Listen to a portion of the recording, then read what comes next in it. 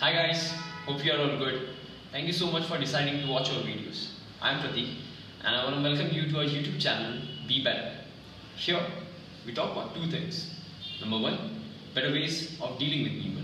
Number two, better ways of dealing with your own head. Both of these things are of extreme importance to us, and so I'm excited to share the knowledge that we have gained on them. Now the disclaimer part. This is our first video, so a lot of things won't be great. For example, the video quality or the sound, my shirt, or whatever 10,000 other things there can be that can go wrong. But somewhere we couldn't just let these things stop this project. We just had to start, and so we did. And I guess it's somewhere about making that long back college dream come true of making a YouTube channel and putting out some content. And be patient with us because we'll be really improving ourselves quick and you won't have any of these issues. So in this video, we are going to talk about one of the most famous books named as How to Win Friends and Influence People. It was written by Dale Carnegie some 80 years back.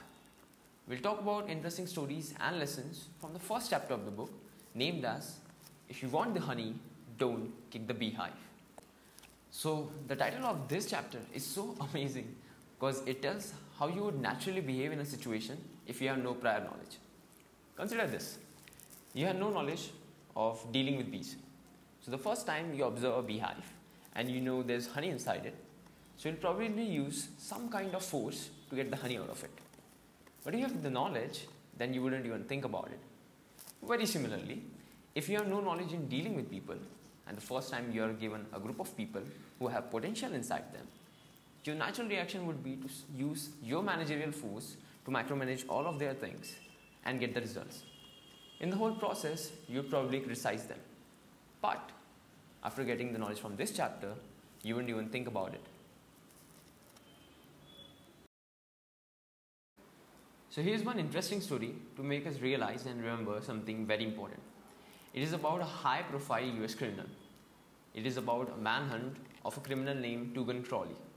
In the manhunt, 150 policemen and detectives laid siege to his top floor hideaway on a building. They had mounted their machine guns on the surrounding buildings, and then for the one whole hour, they kept on firing their bullets. When this whole thing was happening, Tugan Crawley was hiding behind a table, and he wrote a letter at that point of time. In the letter, he wrote that under this coat is a very heart, but a kind one, a one that would do no harm to anyone. Now let's remember this. After the whole manhunt, when he was caught, the police commissioner said that Tugan Crawley was one of the most dangerous criminals that New York had ever seen. But this was the same criminal who said, under this coat is a very heart, but a kind one, one that would do no harm to anyone. He was sentenced to electric chair. Did he say, this is what I get for killing people? No. He said, this is what I get for defending myself. The point of the story is that Tugan Crawley didn't blame himself for anything. Now is the interesting question. Is this an unusual attitude in criminals? But if you think so, you'll find the next two lines even more bizarre. They are from Al Capone's TV interview. Al Capone was a bouncer turned extortioner who later on became one of the most sinister gang leaders in Chicago. In his interview, he said that I have spent the best years of my life giving people the lighter pleasures of life. And what I get in return is the existence of an haunted man. He asked if this was fair or not. So even Al Capone didn't consider himself a criminal. He in fact considered himself a public benefactor, an unappreciated and misunderstood public benefactor. So this next part is very similar to the part in the movie named as Shawshank Redemption. Actually, Sir Dale had an interesting correspondence with one of the wardens of Sing Sang jail. The warden said that only few of the criminals inside the jail considered themselves as bad men. Most of them had justified their wrongdoings, even to themselves, by some kind of fallacious logic. They could tell you why they had to crack that safe or why they had to shoot someone. So for them, all of their acts are pretty justified, and they think that they shouldn't have been caught in the first go. So the point is that if Tugan Crawley, Al Capone, and several desperate men and women behind these jails consider themselves as innocent, then how can we expect the people with whom we work on a day-to-day basis to just admit that they have done some mistake or certain wrongdoings have been done from their side? So next time, today, tomorrow, when you are working with someone and you think of criticizing them, just imagine and remember those faces of those criminals who are behind those walls and still saying that they are innocent. You'll rightly remind yourself that there's no point in criticizing them because they will just justify their whole wrongdoings.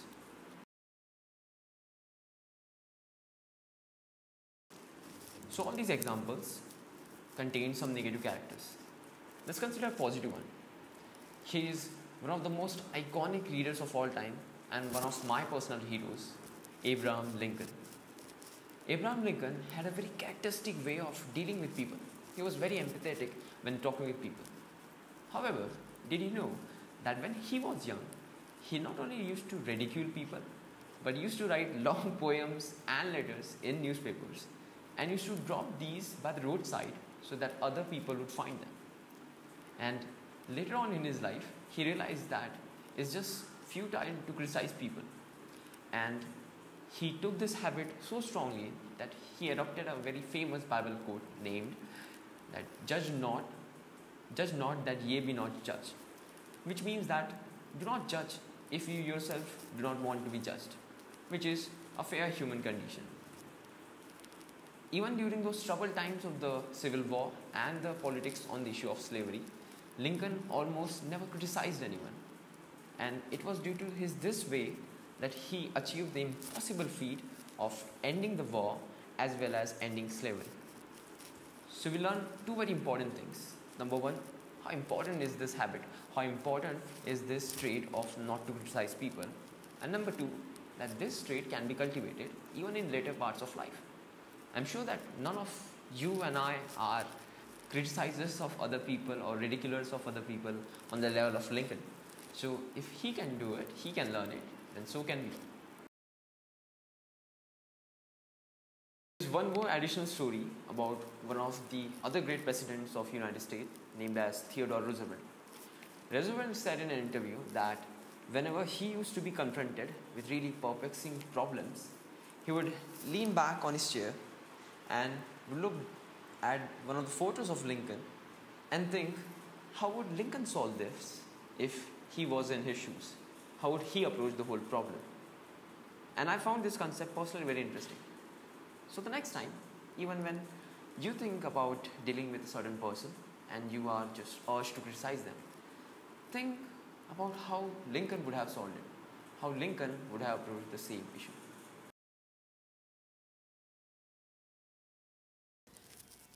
So from now on, let's try to understand people rather than condemning them. Let's try to figure out why they do whatever they do. That's far more profitable and intriguing than just criticizing people. And it leads to far, far better results. So let's try that. And we want to end you up with one of the famous quotes from Dr. Johnson, who said, and this is very relatable, that even God, sir, proposed not to judge man until the end of his days. So why should you and I? Thank you.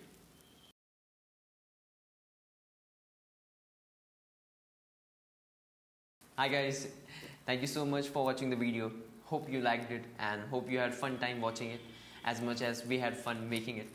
And I want to thank a lot of people for it, especially Salan, who has been behind the camera this whole time, Arjun, who has been pushing me, Nana and Arpan, who have helped me with the script, Palabda, with whom I started this in the campus, Aman and Sumit. So there are a lot of people who I need to thank, and I want to thank all of them, and especially you guys, because you watch the whole videos. And just subscribe to the channel and like the video if you like it, and jump down in the comments and tell us which parts you like, which part you disagree with, and send it to the people with whom you have been criticizing people. So that's it. That's it from our side. Tune in for more videos. See you.